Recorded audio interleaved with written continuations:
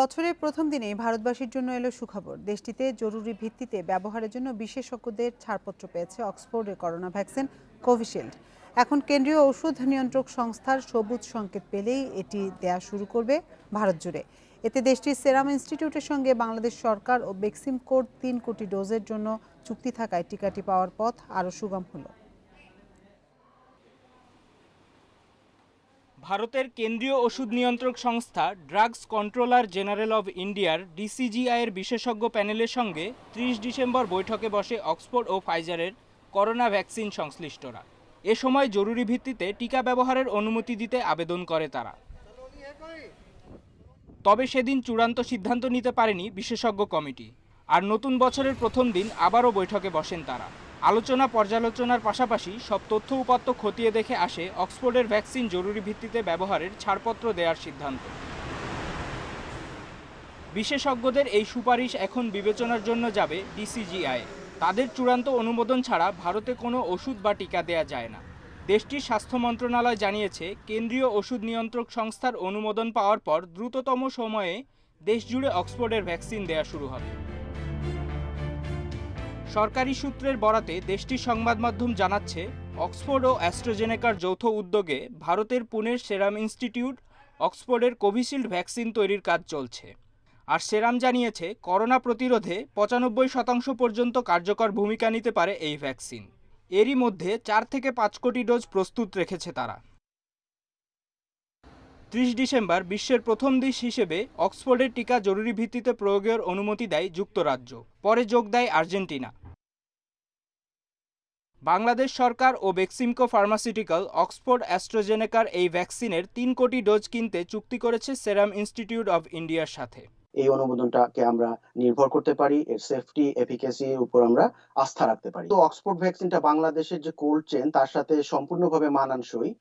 ভারতে টিকাটি ছাড়পত্র পাওয়ার পর বাংলাদেশেও করোনার টিকা পাওয়ার পথ সুগম হলো বলে মনে করছেন বিশেষজ্ঞরা। মাহমুদুন নবী, ইন্ডিপেন্ডেন্ট নিউজ। ভারতের করোনা পরিস্থিতি ও ভ্যাকসিন প্রসঙ্গে আরও জানাতে এবার পশ্চিমবঙ্গ থেকে আমাদের সাথে যুক্ত হচ্ছেন সহকর্মী জয়দীপ সরকার। জয়দীপ, অক্সফোর্ডের করোনা ভ্যাকসিনের অনুমোদন কবে নাগাদ মিলতে পারে, আর এ বিষয়ে সরকার কি বলছে?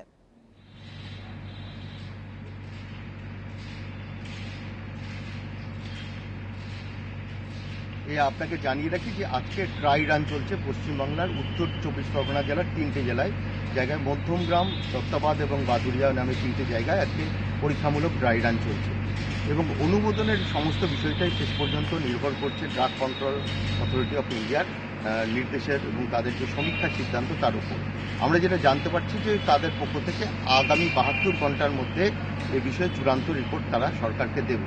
কারণ তাদের একটা উচ্চ পর্যায়ের বৈঠক চলছে যে সমস্ত প্রেক্ষাপট, বিশেষ করে ভারতের যে আবহাওয়ার বৈশিষ্ট্য এবং ভারতীয়দের যে জিনগত যে বৈশিষ্ট্য আছে তার সঙ্গে এই যে টিকা তার কতটা মানানসই বিষয় হবে এবং তার পরবর্তীকালে তার কোনো পার্শ্ব প্রতিক্রিয়া দেখা যেতে পারে কিনা, যদি দেখা যায় তার ক্ষেত্রে কী কী করা যেতে পারে, এসব বিষয় নিয়ে আলোচনা চলছে এবং আশা করা যাচ্ছে ৭২ ঘন্টার মধ্যেই এ বিষয়ে একটি চূড়ান্ত রিপোর্ট পাওয়া যাবে। এবং এই রিপোর্ট পাওয়ার পরই সরকার আগামী ১৫ দিনের মধ্যে এই টিকা প্রদানের কাজ শুরু করবে বলে প্রশাসনিক সূত্র থেকে জানা যাচ্ছে। আর টিকা কর্মসূচির মহড়া চলছে গোটা দেশে, যেমনটি আপনি বলছিলেন, এতে চূড়ান্ত প্রয়োগের ক্ষেত্রে কতটা সুবিধা আসতে পারে?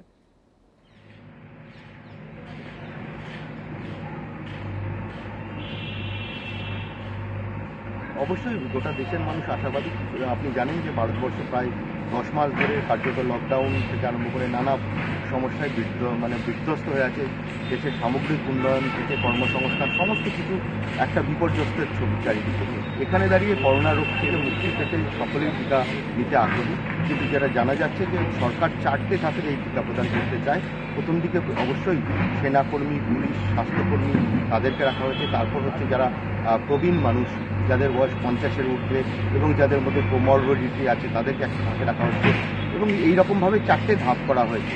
৪টে ধাপের পর এই টিকাকে দেওয়া হবে সাধারণের জন্য। অর্থাৎ প্রথম দিকে যেটা জানা যাচ্ছে যে সিরাম ইনস্টিটিউট প্রায় ৩০ কোটি টিকা ভারতীয়দের জন্য দিচ্ছে। ১৩০ কোটি মানুষের দেশে ৩০ কোটিটা টিকা হচ্ছে প্রথম দিকে দেওয়া হবে। পরবর্তীকালে তারা এতে বাকিটা উৎপাদন করবে এবং ওই 100 কোটি টাকা তখন পার্থ ভারতীয়দের মধ্যে এটা প্রদান করা হবে।